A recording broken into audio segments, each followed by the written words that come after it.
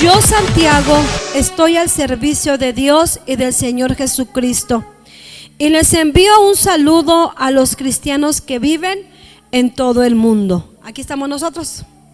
Hermanos en Cristo, ustedes deben sentirse muy felices cuando pasen por toda clase de dificultades. Así, cuando su confianza en Dios sea puesta a prueba, ustedes aprenderán a soportar con más fuerza las dificultades. Por lo tanto, deben resistir la prueba hasta el final, para que sean mejores y puedan obedecer lo que se les ordene. ¿Va más claro, no? ¿O no? ¿O quedaron igual? Bueno, vamos a ver a la luz de la palabra. Le vuelvo a repetir, hermanos, voy a estar tocando esta epístola de Santiago. Y si usted rápidamente ve cuántos capítulos tiene esta epístola, son 5 capítulos. Y va a decir, entonces nos vamos a llevar 5 domingos. No. Hoy nada más vamos a abarcar los primeros 4 versos de la palabra del Señor. ¿Estamos aquí? Esta epístola es muy hermosa, hermanos, muy hermosa. Y quiero hablarle de primera instancia, hermanos, que esta epístola de Santiago es el documento más antiguo del Nuevo Testamento. Los evangelios que ustedes y yo tenemos en nuestra Biblia, el Nuevo Testamento inicia con Mateo, Marcos, Lucas, Juan, porque así lo acomodaron. Pero lo primero que se escribe, el primer documento del Nuevo Testamento que nosotros tenemos, hermanos, es precisamente Santiago. Santiago fue escrito antes que Mateo, antes que Marcos, antes que Lucas, antes de Juan. Santiago, hermanos, es el documento más antiguo del Nuevo Testamento. Es lo primero que se escribe en el Nuevo Testamento. Por ahí en el instituto dimos esta tarea de colocar los libros de la Biblia en un orden cronológico, y por ahí se llevaron muchas sorpresas y decían, ¿cómo es que Santiago fue lo primero que se escribió? Bueno, Santiago, hermanos, era el pastor principal en Jerusalén. Era algo así como el supervisor de la iglesia madre en Jerusalén. Santiago escribe, hermanos, mucho antes, esta carta la escribe mucho antes del concilio de Jerusalén. El primer concilio que hubo en Jerusalén está, hermano, relatado ahí en Hechos. Nos habla de un primer concilio que fue en el año 49 aproximadamente. Pero Santiago no hace mención de ese concilio porque él escribe mucho antes de que se llevara a cabo este concilio. Santiago escribe aproximadamente entre el año 44, 48 o a principios del 49 por mucho, pero Santiago no toma nada en cuenta ese primer concilio. Cabe mencionar, amados hermanos, nos llevaríamos mucho tiempo para decirles quién escribió esta carta. Pero esta carta la escribe, hermanos, Santiago, el hermano o medio hermano del Señor Jesucristo. También tiene otro nombre, Jacobo. Pero este Santiago que vemos aquí, le vuelvo a repetir, no tenemos el tiempo para analizar cada cita del Nuevo Testamento donde nos habla de este medio hermano del Señor Jesucristo. Pero él, inclusive, si nosotros leemos las partes escriturales, podemos entender que de la Virgen María nació Cristo Jesús, pero José no la mantuvo siendo virgen. Dice que después que nació Jesús, bueno, ellos tuvieron su matrimonio y el hijo mayor de ese matrimonio fue precisamente Jacobo. ¿Me doy a entender? Hermanos, ¿a quién escribe Santiago? Es muy importante que nosotros veamos esto. Santiago les escribe, según la versión lenguaje actual, nos dice a todos los cristianos de todo el mundo. La Reina Valera dicen por ahí, la Reina Valera es muy poética. La Reina Valera es muy tierna. La Reina Valera es precisamente eso. Os ruego por las misericordias, oh amados míos, y cosas así, muy poética. Y podemos decir, y qué bueno que es poética la Reina Valera, si no, imagínense, ¿verdad? ¿A quién escribe Santiago? Santiago nos dice que les escribe a los cristianos judíos dispersos que se encontraban, hermanos, por todo el territorio. Dice la Biblia, Santiago, siervo de Dios, del Señor Jesucristo, a las 12 tribus que están en la dispersión. Ahorita le voy a explicar un poco en relación a esto. Esto es el contexto de lo que yo quiero llegar. Amén. Y usted se va a dar cuenta, los que estuvieron en la primera enseñanza, que como que va hilado unas cosas con lo que el hermano Rubén les compartía en la mañana. Les escribe a los que están dispersos, hermanos. En Hechos capítulo 8 nosotros nos encontramos una narración donde el primer mártir llamado Esteban fue muerto por causa de predicar el evangelio de Jesucristo. A raíz de ahí se desata una persecución en contra de los cristianos por causa de su fe. Y los cristianos, hermanos, fueron perseguidos porque confesaban a Jesucristo como su Salvador. Y estos cristianos iban huyendo de un lugar a otro. Y hermano, ellos padecían persecución. A estos cristianos Santiago les escribe, y vamos a entender por qué les escribe de la manera, por qué les habla de esa manera. Esos cristianos iban huyendo de un lugar a otro. Esos cristianos, hermanos, la persecución provocó que esa gente cristiana perdiera sus casas, perdieran sus bienes, perdieran su lugar de origen. Es más, esos cristianos que iban huyendo padecían no solo la persecución, padecían abusos, padecían injusticias. ¿Por qué, hermano? Porque no tenían bienes, porque no tenían una casa, porque no tenían propiedades, y donde iban a buscar trabajo, los patrones, al ver su necesidad, abusaban de ellos. A lo mejor usted estaba pensando, pues nosotros no estamos dispersos, pero también sufrimos abusos en el trabajo. Pero es muy diferente, porque ellos estaban siendo perseguidos, abusados, precisamente por confesar su fe en Jesucristo. Nosotros a veces padecemos por otras causas, ¿es verdad? ¿Sí está aquí? Al ser explotados por los ricos, hermanos, eran muy abusados por ser pobres. O sea, los veían pobres, y donde ellos iban a buscar trabajo les decían, sí te contrato, pero te voy a pagar tanto. Y como ellos tenían necesidad, pues tenían que trabajar por lo que les dieran. Por eso más adelante vamos a ver que Santiago escribe también a los ricos de este mundo. Ahora fíjense muy bien, voy a hacer una pausa aquí. Entre cristianos no debemos abusar de los pobres. ¿Me doy a entender? Se dará entre nosotros los cristianos que abusemos de la necesidad del pobre. Va a decir usted, pero somos cristianos. Pero hay cristianos que son muy abusivos. ¿Será, hermano, que nosotros, hermano, tenemos que abusar de la necesidad de una viuda, de un desamparado? Esto nos habla en primera instancia, amados hermanos, que nosotros no debemos de abusar de la gente que tiene necesidad.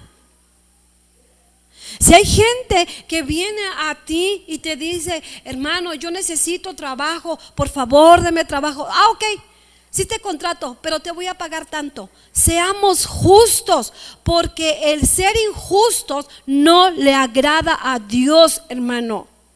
No abusemos de la necesidad de la gente. ¿Me doy a entender? Hay viudas que tienen necesidad. Hay mujeres solas que tienen necesidad. Mire, a mí me sorprende que entre familias hasta se cobren las deudas de a un peso. A usted le da risa, pero yo le he visto. Págame, me debes. ¿Cuánto le debes? 2 pesos. Cuando yo veo eso, hermano, a lo mejor me decía una ocasión una esposa de un pastor: es que usted tiene un corazón de pollo.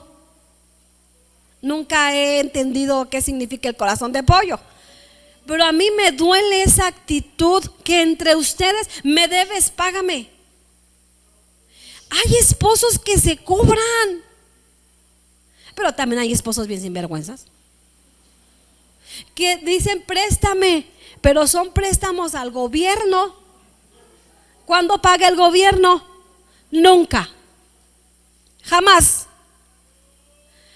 No me quiero meter en eso porque son temas familiares, hermanos, pero es triste ver entre hermanos que nos cobramos. Ahora, no por eso usted se va a aprovechar y le va a decir: préstame, que acabo, la pastora dice que no me debe de cobrar. No, eso se llama alevosía y ventaja. Hay gente que abusa también de tu buen corazón. No me voy a detener ahí porque no quiero estar ahí. Estos cristianos eran calumniados. Es más, los llevaban a los tribunales por su fe en Jesucristo. ¿A cuántos de ustedes los han llevado ante un tribunal? ¿A cuántos de ustedes han demandado? Todo menos por su fe en Jesucristo. ¿Sí o no? Aquí yo no me he enterado de alguien que diga: lo llevaron preso porque estaba predicando allá en Chimalhuacán, en el Chimali. Se subió hasta la parte de arriba y le dijo: bola de pecadores, arrepiéntanse porque Cristo viene pronto.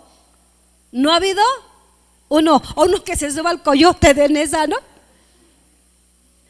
Yo creo que a veces sí los llevan a los tribunales o los quieren demandar, pero por cuestiones personales. Eso es otro asunto. Santiago, hermano, les anima a gozarse en medio de las pruebas. Es por eso que les exhorta, que les anima a alegrarse cuando estén pasando por tribulación y ver lo que Dios ve en medio de nuestras tribulaciones. Y este tema, hermano, título de la prédica de hoy es: una extraña invitación. Muy fuera de lo común. ¿Cómo que yo me voy a gozar en medio de la tribulación? ¿No se le hace que está fuera de lo común, no? A veces nosotros los cristianos hasta hacemos fiesta de depresión.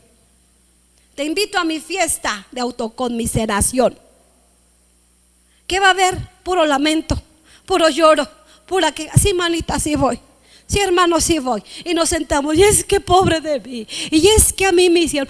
Ay, sí, pobre de ti. Por eso es una extraña invitación, o una invitación fuera de lo común. El énfasis de esta carta de Santiago, yo creo que por eso ha venido así de mucho tiempecito esta carta, hermano. Y por más que yo le buscaba, siempre me llevaba a Santiago. Siempre me llevaba a Santiago. El énfasis de esta carta no es de carácter teórico ni meramente teológico, aunque abarca algunas cosas. Pero Santiago, hermanos, dice el comentarista que, hermano, Santiago, la enseñanza de esta carta son más prácticas que doctrinales. Por ejemplo, hay unas cartas del apóstol Pablo donde nos dicen que la venida del Señor se acerca, que debemos velar y orar, que debemos estar apercibidos, que el Señor nos ha colocado en lugares celestiales juntamente con Cristo Jesús. Pero la carta de Santiago no es teórica, la carta de Santiago es muy práctica y vamos a entender por qué. Esta carta fue dirigida a todos los judíos dispersos. ¿Estamos bien? Bueno, vamos más adelante. Santiago les lleva, hermanos, al propósito de llevar a la práctica el conocimiento previo que los judíos tenían del Antiguo Testamento. Le vuelvo a repetir. Santiago escribe a los judíos dispersos, a lo de la dispersión. Por ahí el hermano Juan, en el estudio que dio de los reyes, llegó a un punto donde las 12 tribus se dividieron. ¿Se acuerdan? Ahorita voy a llegar a ese punto, porque aquí dice a las 12 tribus que están en la dispersión. Santiago les está hablando a gente judía, a gente que sabía palabra, a gente que sabía los escritos del Antiguo Testamento. Es por eso, hermanos, que cada vez que leamos el Nuevo Testamento lo comparemos con el Antiguo. No podemos interpretar el Nuevo Testamento sin acudir al Antiguo Testamento. Muchos dicen que el Antiguo Testamento ya pasó, que ya no tiene nada que ver con nosotros. No, mi hermano, sí tiene mucho que ver. Porque Santiago, vea cómo entra, hermanos. Su salutación es bien cortita, ¿no? Un solo verso. No les dice: os ruego por las misericordias de nuestro Dios que presentéis vuestros cuerpos, como lo hace Pablo, ¿no? En sacrificio vivo, santo, agradable. No, sino que vea cómo entra: hermanos míos, tener por sumo gozo. Santiago lo que les está diciendo a los judíos, hermanos, no les está enfatizando, no les explica muchas cosas. Él da por hecho que esos judíos ya lo saben, como algunas veces nosotros deducimos que usted ya lo sabe. No hay cosa más frustrante para un maestro que uno pregunte la clase que se les ha repetido 20,000 veces y que ¿qué? ¿Cuándo? ¿A qué horas? ¿No? Por ejemplo, regreso con la enseñanza del hermano Juan. Usted ya debe saberse el asunto de los reyes, ¿sí o no?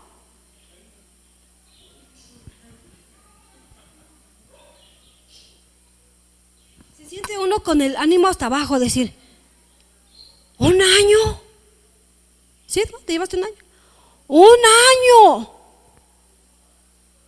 Y no sabemos cuántas tribus del norte y cuántas del sur. Va a decir alguien: ¿a que sí sé? A ver, dígamelo.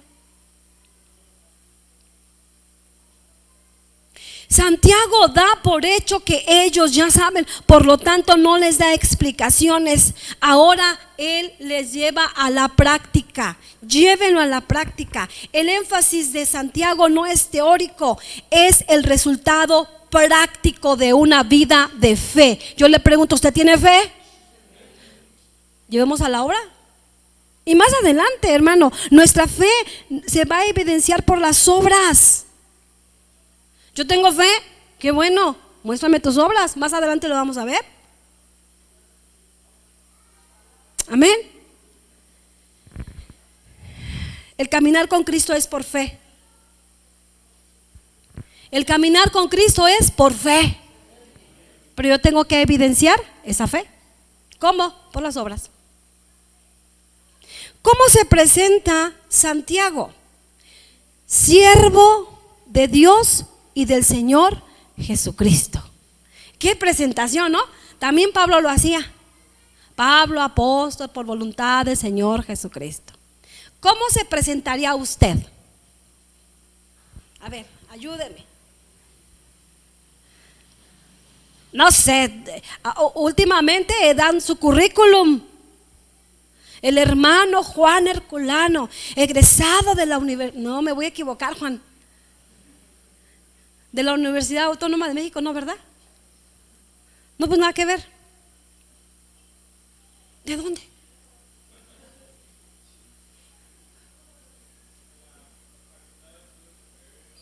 Todo eso que dijo Juan, de la Facultad de Estudios Superiores Aragón, ¿le dice algo a usted? Tú sí eres de la UNAM, ¿no? Tú sí. Y son hermanos.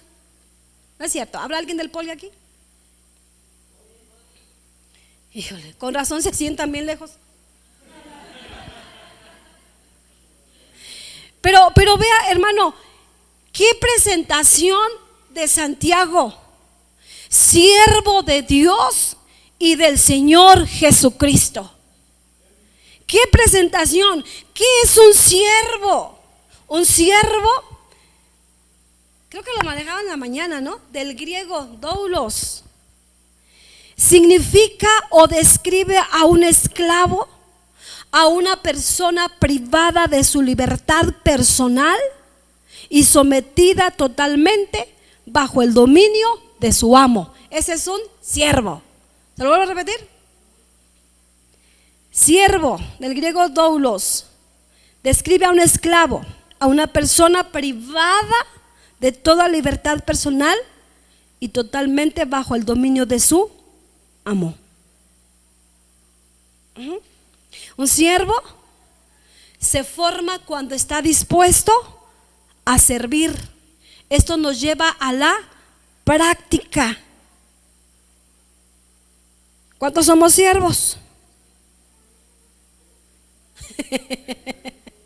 Un siervo es un esclavo. En otras palabras, Santiago lo que está diciendo es: Santiago, esclavo de Dios y del Señor Jesucristo, al cual he rendido mi libertad personal para hacer lo que Él me diga. Ahora, no pierda de vista que Santiago fue medio hermano ¿de quién? Del Señor Jesús. En un principio ni sus hermanos le creían a Jesús. Decían que Jesús estaba loco. Decían: este está fuera de sí. ¿A cuántos de nosotros nos han dicho así nuestra misma familia? Está loco. Pues el evangelio es locura. ¿Cuántos dice el güero? Todos estamos locos. ¿Cuántos locos vinieron? Gloria a Dios. Me decía: pastora, tú estás loca. Sí, estoy loca. Todos somos locos. Cada más chiquillo, ¿no? Todos somos locos. Sí, estamos locos. Por Jesucristo, hermano. Vea qué presentación. Siervo, aquel que ha dispuesto su voluntad a Dios, pero también al Señor Jesucristo. Estaba diciendo: su medio hermano Jesucristo ya había muerto, ya se había ido al cielo, pero Él lo reconoce como su Señor. Eso es humildad. Gloria a Dios. ¿Cómo se forma un siervo? En la práctica. La figura de un esclavo, de un siervo. Fíjense muy bien. ¿A cuánto les gustaría ir a predicar, hermanos, a las misiones del mundo mundial? ¿Cuántos quisieran ser misioneros? Nadie. Pues entonces aquí nos vamos a quedar en el siervo. Siervos de Jesucristo. ¿Qué es un siervo? Un siervo es el que sirve, el que está dispuesto a servir. Le pregunto: ¿usted está dispuesto a servir? Cuando llega a la iglesia, ¿qué es lo primero que hace?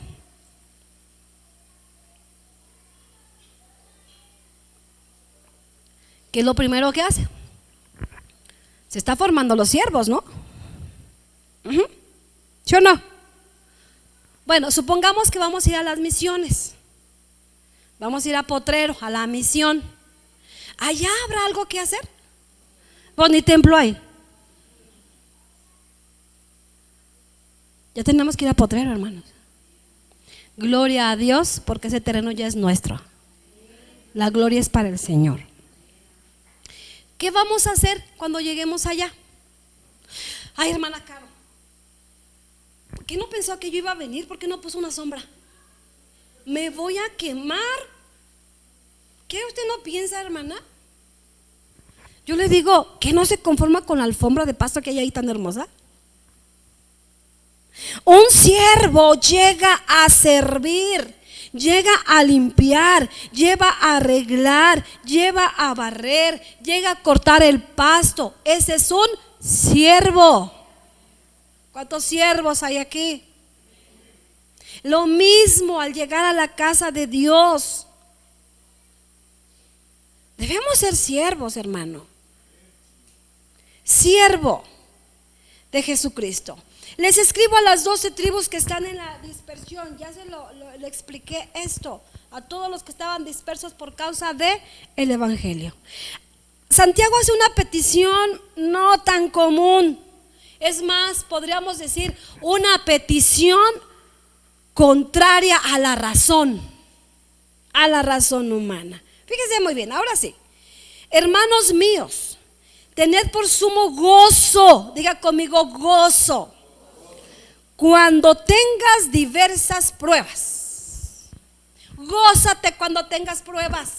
¿Cuántos dicen amén? Es una invitación fuera de lo normal. O sea, ¿qué son pruebas, hermanos? Cuando viene una prueba a tu vida, nos sacan de nuestra vida normal y a veces hasta nos descontrolan.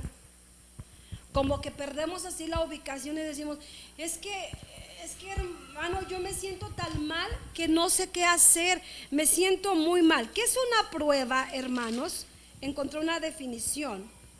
La prueba es un estado en que Dios mete a su pueblo, donde Él permite la adversidad y aflicción, escúcheme bien, para animarlo, para probar su fe y su confianza en Él. O sea, ¿cómo que para animarme? Algo otra vez. Un estado de prueba en que Dios mete a su pueblo, donde permite la adversidad, la aflicción, con el propósito de animarlo, probar su fe y su confianza en Él. Esa es una prueba. Y así como que, pues, ¿a cuánto les gustan las pruebas? A nadie. Por las buenitas. ¿Sí? Hermanos, fíjense muy bien. Una invitación fuera de poco común, hermano. Dice el escritor, tengan por sumo gozo. Y el hermano nos hablaba del gozo, del griego jara, ¿sí? Que significa alegría. Pongan una cara de alegría. Deleite es lo que significa gozo. Alegría, deleite, pero en calma. Eso es el gozo. ¿Cuántos gozosos vinieron hoy? Lo que está diciendo Santiago, hermanos de Sinaí, tengan gozo, tengan alegría, deleítense en sus pruebas y con calma. ¿Me doy a entender?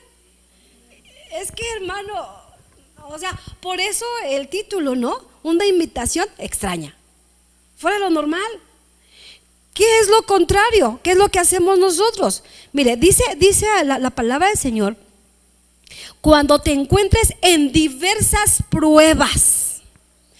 ¿De qué nos habla esa palabra diversas?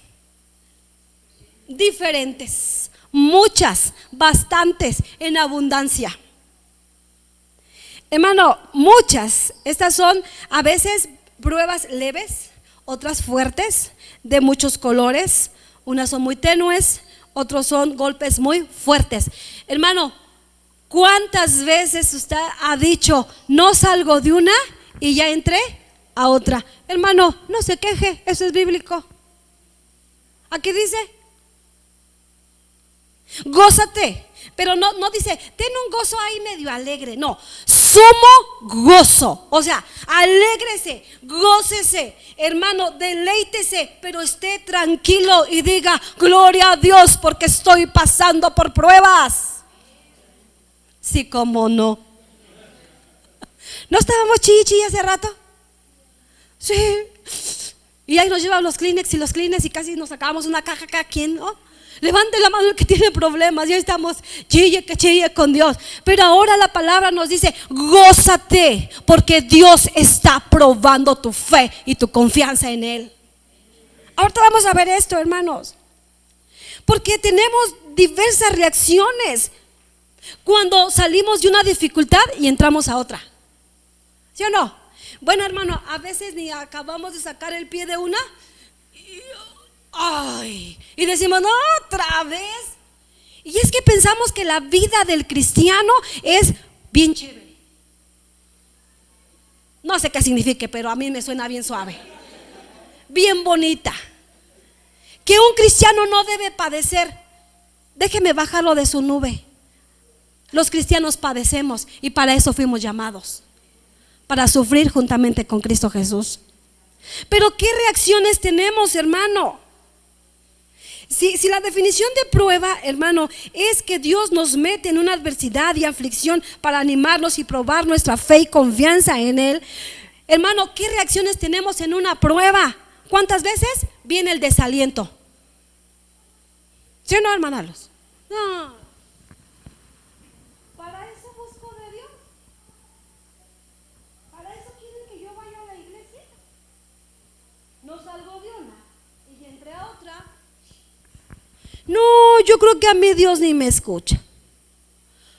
Otra reacción es que nos ponemos tristes cuando tenemos pruebas, dificultades. ¿Sí o no? Ahí venimos con acá. Pues, ¿qué tiene? Tengo una prueba, una dificultad. Pues gózate. Eso es irreal, pastora. Yo no me puedo gozar. ¿Cómo cree? Pues Santiago nos dice, ten por sumo gozo. Pero hay otros que no se entristecen ni dudan, se ponen rebeldes. ¿Y por qué a mí? Todo yo no sé. Por más que busco de Dios, por más que oro, por más que ayuno, por más que esto, por más que el otro, yo leo la Biblia, yo me porto bien. No es por obras, mi hermano. Que te portes bien, esa es tu obligación. O sea, ninguna gracia le hace a Dios. ¿Por qué yo? ¿Y por qué en el hermano que no viene? Porque a Dios le place, está tratando con tu vida. Gózate porque Dios te toma en cuenta. Dele un codazo al que tiene al lado. Diga, no sea rebelde. ¿Sí o no? Todo me pasa a mí. Todo, hermanos, y es que es verdad. Mire, a veces nos enfermamos de todo. ¿Sí o no?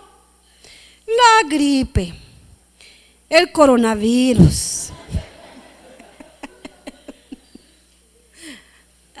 Dios tiene el control de esas epidemias.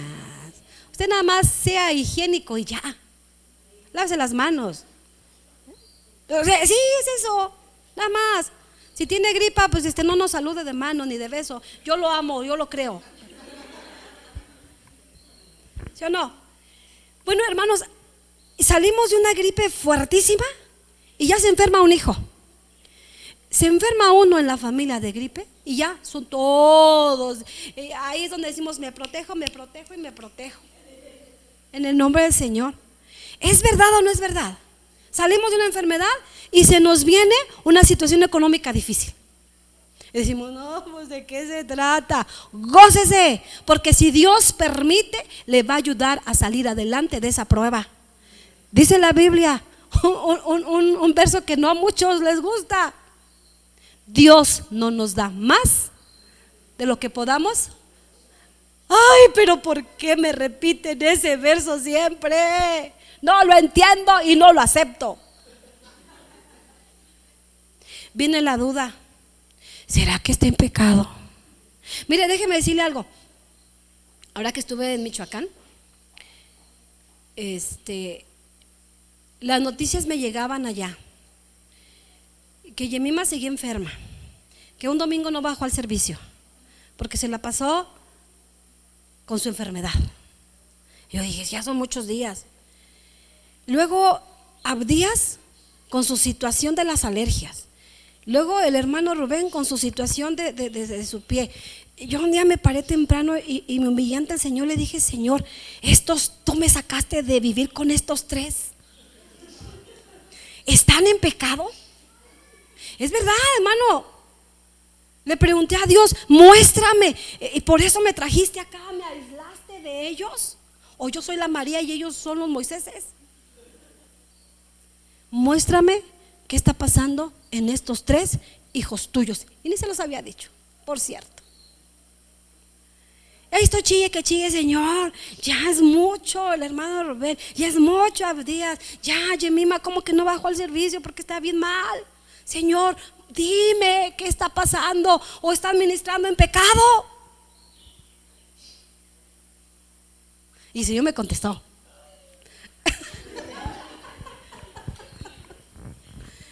Y ese día que yo terminé de llorarle, chillarle al Señor, abro mi Biblia y me dice que no estaban en pecado, estaban siendo probados.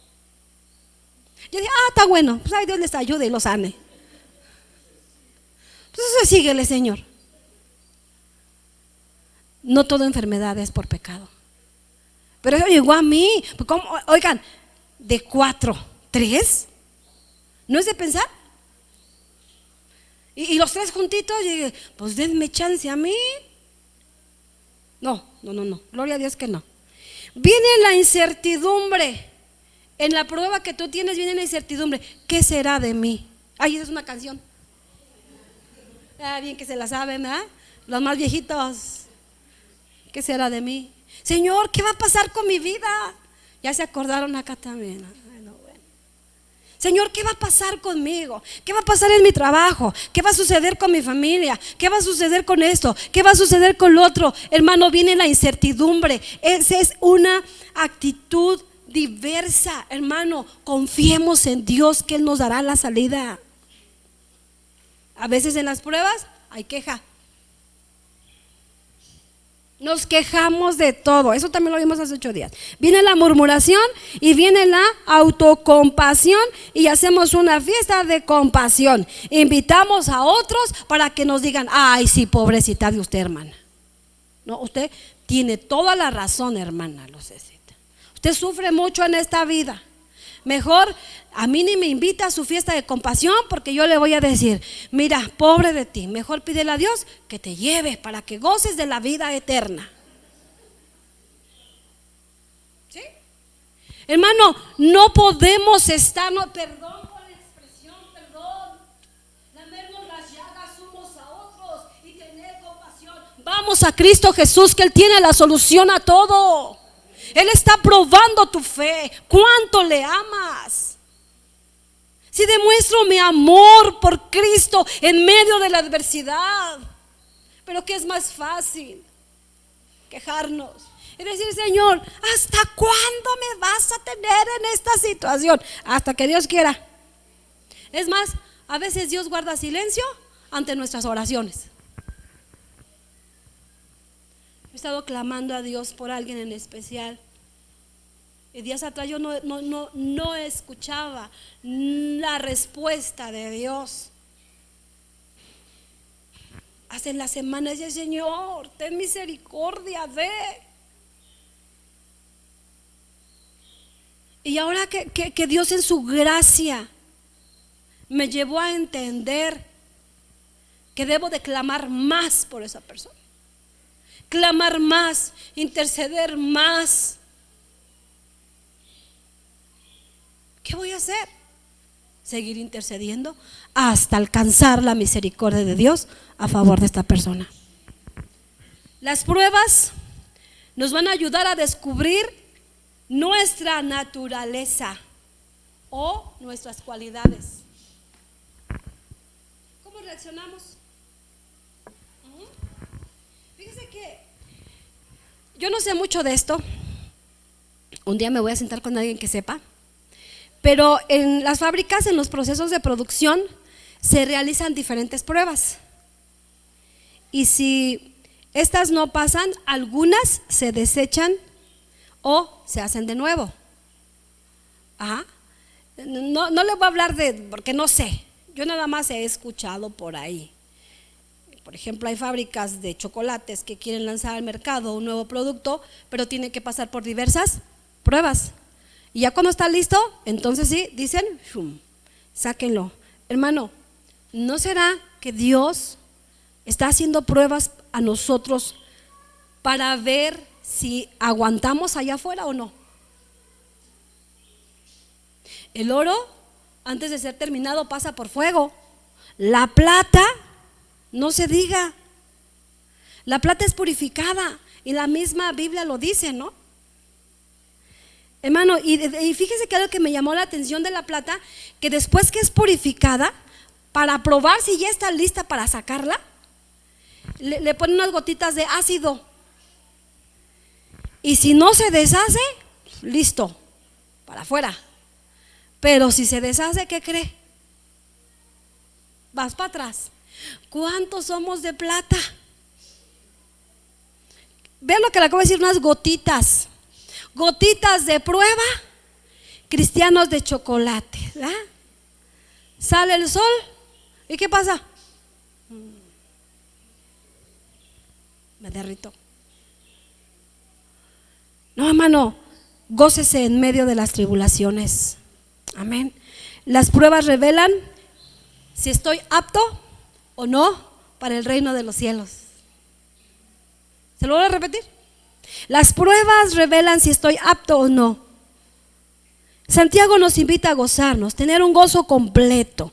El gozo del cristiano no es circunstancial. ¿Sí o no? El gozo del cristiano depende quién vive acá en tu corazón. Se lo voy a repetir. El gozo del cristiano no es circunstancial. Hoy no tengo ganas de gozarme. Depende quién vive acá. Yo le pregunto, ¿quién vive en tu corazón? Usted gócese. Señor, yo sé que estoy pasando por esta tribulación, pero seguramente tú me darás la salida, porque si tú le permites, me vas a ayudar a salir adelante, y yo mantengo mi fe y mi confianza en ti. Pase lo que pase, yo confío en ti. Hermano, el hombre falla, la mujer falla, pero Cristo jamás. Él tiene en control tu vida. Señor, me muero. No te mueres. Señor, ya no puedo más. Él te va a dar la fortaleza. Amén. En lo natural, hermano, las pruebas duelen. Es verdad que cuando estamos sufriendo, pasando por una tribulación, ¿duele o no duele? Claro, en lo natural duele, pero no amarga. En lo natural nos desanimamos, pero no nos frustramos y nos renegamos del Dios poderoso, porque sabemos que Él nos va a ayudar. ¿Cómo veremos la mano de Dios en las pruebas, mi hermano? Los discípulos, cuando entraron en la barca, el Señor Jesús se fue y se recostó. Dice la Biblia que se levantó una fuerte tempestad y las olas agolpaban contra esa barca. A veces pensamos que Dios no nos oye, que Dios no nos ve. Y van y despiertan al maestro. ¿Que no tienes cuidado de nosotros?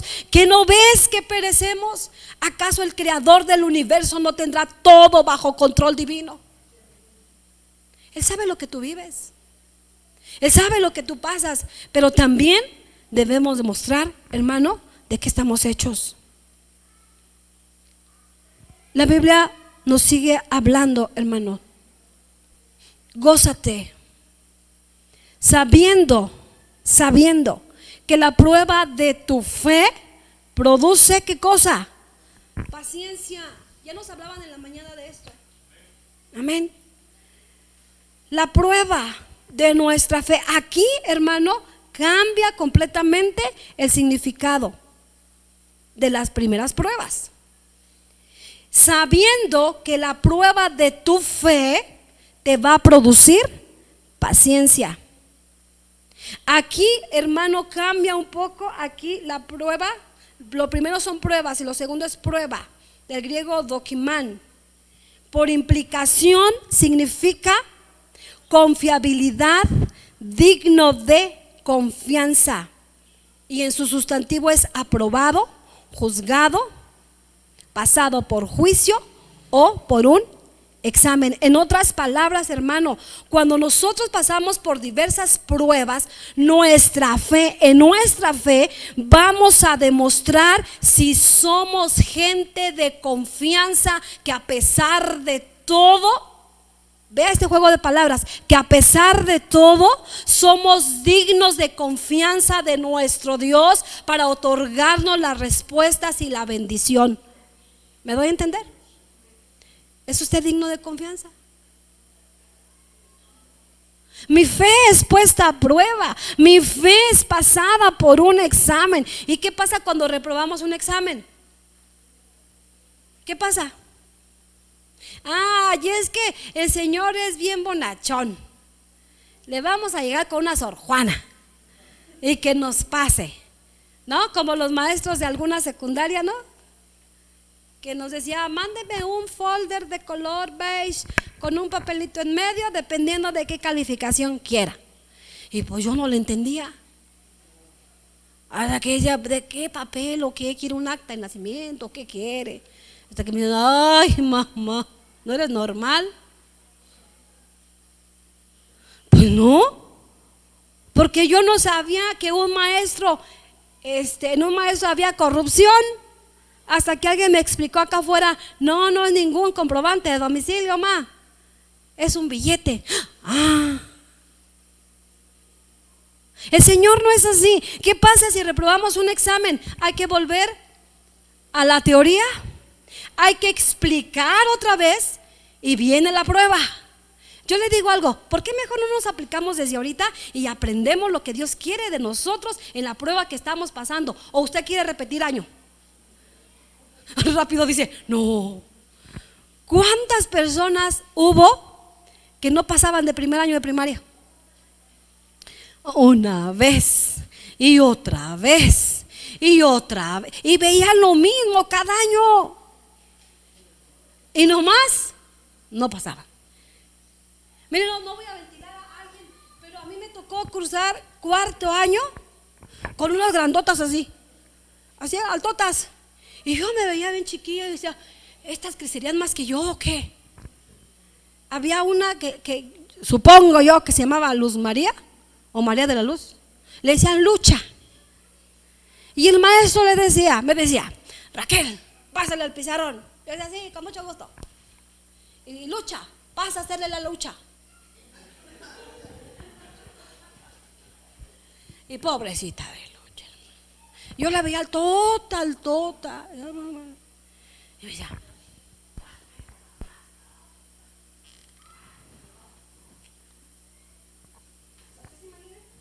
¿habrá cristianos así? Hermano, ya supere esa prueba, por favor. Confíe en Dios. Ya no vaya queja. ¿Quiere quejarse? Bueno, otra vez, va a la teoría. Ahora mire, de todas maneras tenemos que pasar la prueba hasta que la pasemos. Entonces mejor, ¿qué le parece si nos aplicamos y decimos, sí Señor, sí Señor, sí, ya me voy a aplicar, Señor, ya me voy a aplicar ahora sí? ¿Vamos bien? Ya casi acabo, bueno, más o menos. Sigue diciendo la palabra del Señor, mas tenga, sabiendo que la prueba de tu fe va a producir ¿qué cosa? Paciencia. También nos hablaban en la mañana, ¿no? La prueba de tu fe. ¿Qué es fe? En el griego, pistis.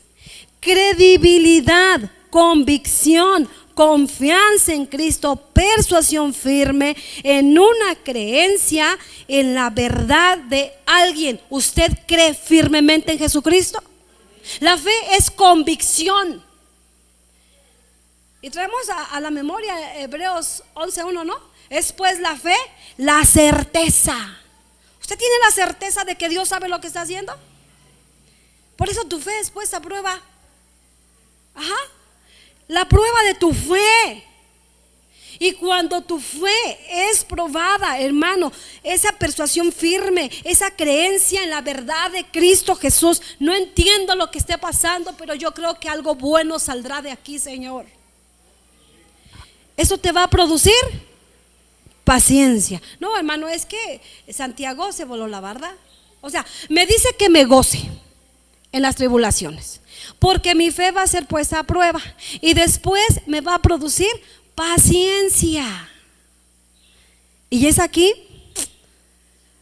ya nos hablaron también de la paciencia en la mañana, Jupomoné. Resistencia, constancia, perseverancia, es tolerar, es resistir con respecto a cosas o circunstancias. Pero también Jupomoné, la paciencia, en este caso de Santiago, significa que cree, soportar alegremente. ¿Cuántos quieren paciencia? Soporte, pero con alegría. Gloria a ti, Señor. No pase el camión a mi casa. Oh, Señor Jupomoné. Paciencia, Señor, yo voy a soportar.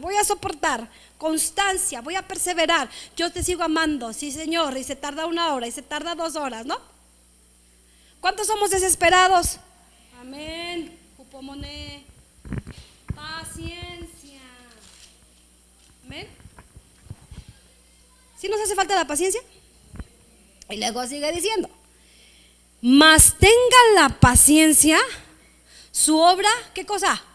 Completa. Este es un juego de palabras, hermano. Mas tenga la paciencia su obra completa. Y esta palabrita teleios nos habla de completo, nos habla de alcanzar una madurez. En otras palabras, hermano, fíjese muy bien lo que está diciendo la palabra del Señor. Yo tengo fe, yo ya pasé las diversas pruebas, pero la paciencia, hermano, va a terminar su obra completa cuando nosotros alcancemos la madurez. No nos va a faltar nada. Vamos a ser cristianos maduros, totalmente desarrollados en nuestra mente y en un entendimiento claro de quién es Jesucristo en nuestras vidas. Nos hace falta ser maduros, ¿verdad que sí? Amén. Cabales, para que seáis perfectos y cabales sin que os falte cosa alguna. Hermanos, esta palabra cabal nos habla de ser completos en todos los aspectos, pero también nos habla de ser íntegros en todas nuestras partes. En el sentido moral, pero también en el sentido espiritual. Sabiendo entonces que si se sufre, hermano, es porque Dios quiere formarnos su carácter en nosotros. Dios no nos da más de lo que podemos soportar. Sabiendo que la prueba, hermano, que pasamos por ese examen, debe ser hallados dignos de confianza como hijos de Dios. Y si pasamos por el examen de nuestra fe, nuestra credibilidad, nuestra convicción en Cristo seguirá siendo firme y llegaremos a una estabilidad y a la paciencia de resistir, soportar y perseverar hasta alcanzar la madurez, y lo lograremos y no nos faltará nada. Necesitamos ser cristianos maduros. Seamos completos, seamos cabales. Esa palabra perfecto, muchos dicen es que no hay perfectos. Esta palabra nos denota, hermanos cristianos, maduros.